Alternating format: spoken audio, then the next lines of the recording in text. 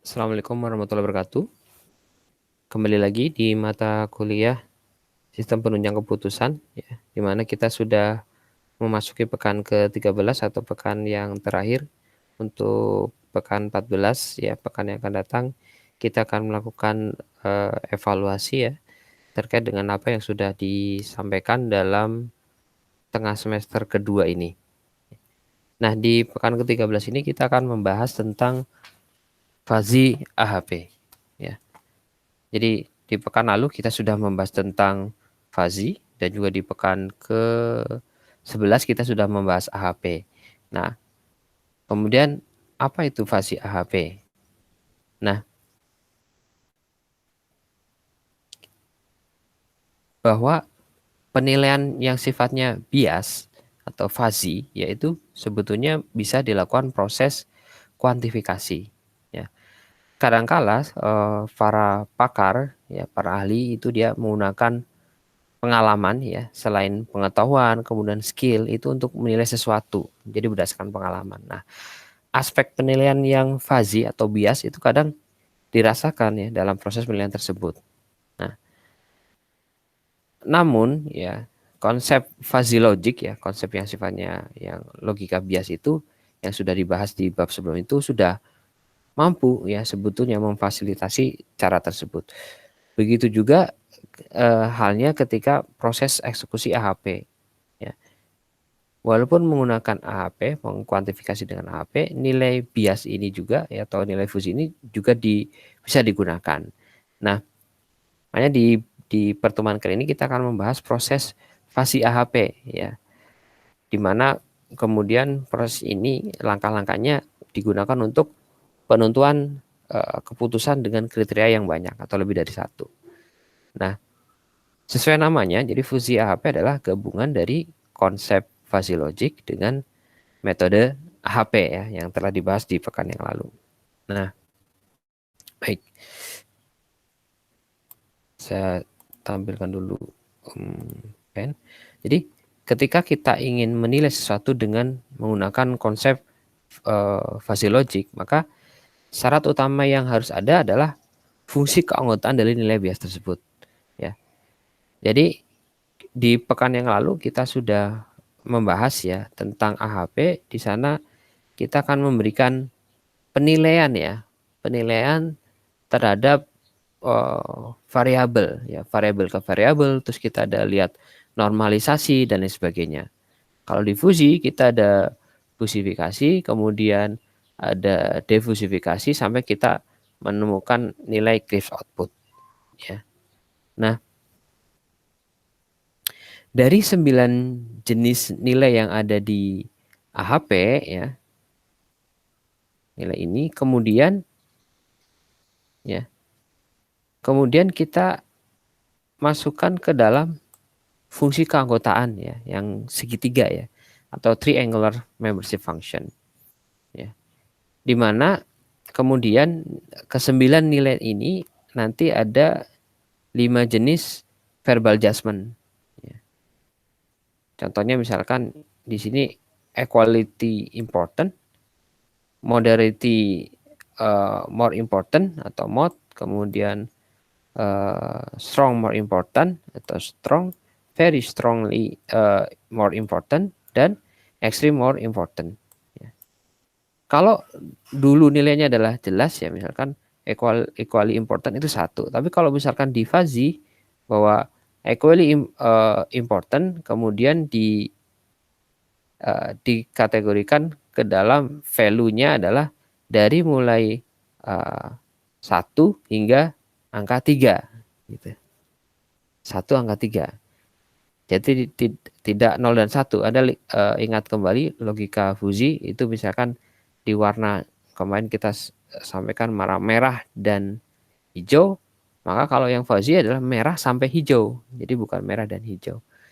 Contohnya misalnya adalah dingin dan panas. Kalau yang nilai sifatnya pasti atau binary, ya, kita bilang dingin dan panas. Tapi kalau di fuzzy kita bisa setengah dingin, setengah panas, atau 3/4 dingin, 3/4 dingin, 1/4 panas, dan seterusnya, ya. Oke. Kemudian untuk moderate kita kasih rank nilainya adalah 1, 3, dan 5. Ya. Anda lihat kalau misalkan ini saya arsir ya. Saya arsir ini segitiga ini ya. Untuk moderate, contoh lagi adalah very strong ya. Ini segitiganya. Anda lihat nilainya adalah dari 5, 7, 9. Jadi tidak lagi yang disebut very strong itu ya identik dengan angka 7 ya. Tapi kita masukkan dengan angka 5, 7, 9. Oke. Anda bisa lihat ya di tabel ini. Jadi kita punya rating, kemudian kita punya verbal judgment-nya kita hampir sama ya dengan di AHP namanya. Tapi untuk fuzzy value-nya adalah seperti yang tadi diperlihatkan di gambar ya. 113, 135, 357, 579, 799. Oke. Kemudian skema tahap demi tahap ya, itu ada di gambar di bawah ini ya. Jadi untuk contoh perbandingan berpasangan 3 parameter untuk V1, V2, dan V3 ya. Anda lihat, ingatkan kembali ya, di AHP itu ada goal, kemudian ada kriteria, ada decision alternatif ya. Ada goal, kriteria, kemudian decision alternatif. Nah, ini adalah kriterianya. Kita akan kemarin kita membandingkan antara kriteria 1 dengan kriteria 2, kriteria 1 dengan kriteria 3, dan lain sebagainya. Jadi kita masukkan pertama di dalam tabel ya. Kemudian untuk mohon maaf sebentar.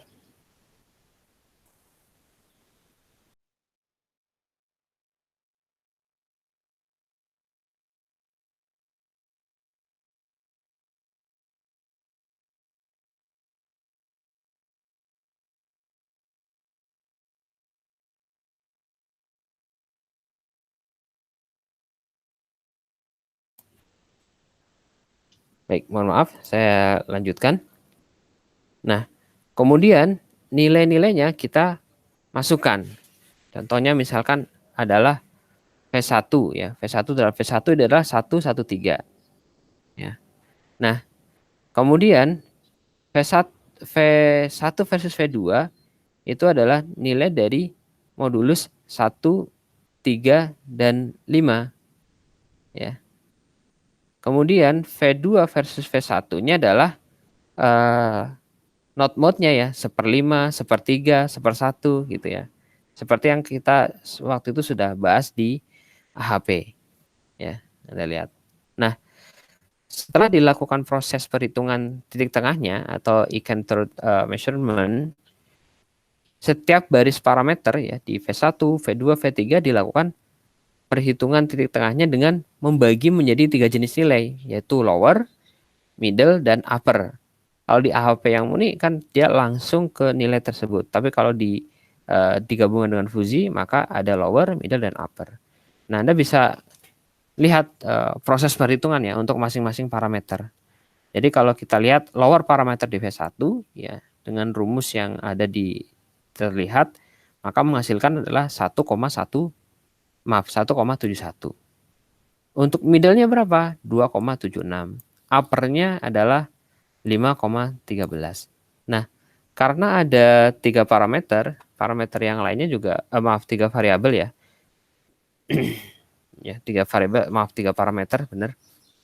Jadi ada 3 parameter, maka kita tentukan juga V2-nya parameternya ada lower, middle, dan upper. Begitu juga dengan parameter ketiganya.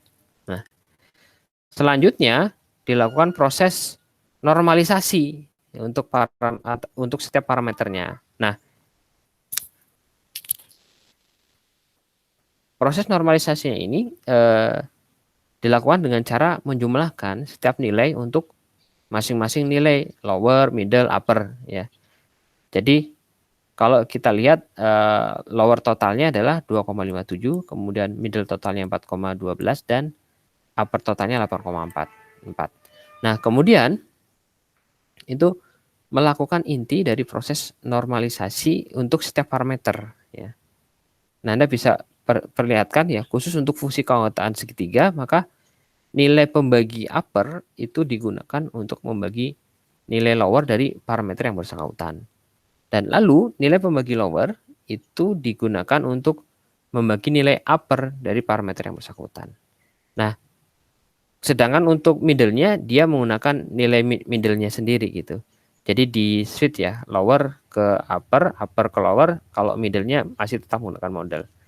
Nah, proses perhitungannya bisa terlihat ya seperti pada gambar di bawah ini. Jadi untuk parameter V1-nya Anda bisa lihat pembaginya setelah dinormalisasi nilainya adalah 0,2, 0,67 dan 2. Untuk V2 dinormalisasi 0,07, 0,24, 0,96. Lalu V3-nya ya, V3-nya adalah 0,03, 0,09 dan 0,33. Nah, kemudian setelah mendapatkan nilai normal ya untuk setiap parameter, maka proses terakhir adalah difusifikasi ya. Untuk mendapatkan apa? Mendapatkan nilai Krips output ya. Nah, Krips output untuk yang fuzzy AHP Anda bisa lihat di persamaan nomor 20 ya.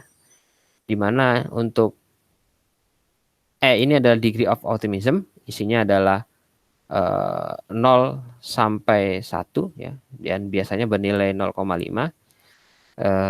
Kemudian L itu adalah lower ya, M adalah middle, kemudian U adalah upper. Nah, seperti pada proses normalisasi ya, kemudian nilai upper dan lower itu dilakukan proses pertukaran.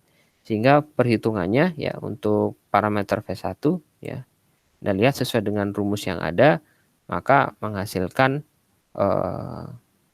Krips unit Krips output maaf 0,89, V2 0,38 dan V3-nya adalah 0,14. Ya, kurang lebih itu yang bisa saya sampaikan.